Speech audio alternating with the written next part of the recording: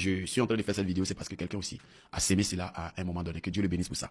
Il y a une autre partie dans sa mission, ou bien dans l'héritage que son père lui a laissé. Je parle toujours du président Laurent Gbagbo. Partagez-lui certainement la vidéo.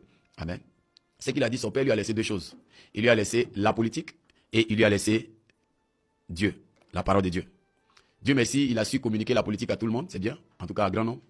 Bon, maintenant, moi je veux l'inviter à appeler les Ivoiriens à la prière. D'appeler les Ivoiriens à la prière. D'appeler les Ivoiriens à la prière. Donc partagez-lui ça, c'est le message que je voulais faire à ce grand homme.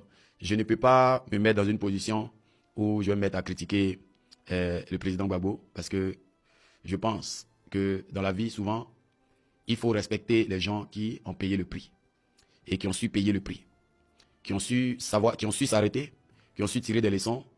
Donc, je ne sais pas.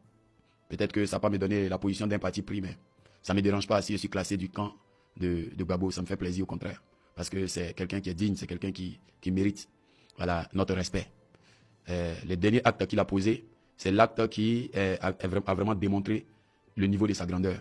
Parce qu'on était à un virage où des gens étaient prêts à tuer. Ils étaient prêts, voilà, malheureusement, ils n'ont pas pu verser le sang qu'ils voulaient verser. Et ils sont en train de se consoler en mettant n'importe qui et tout le monde en prison.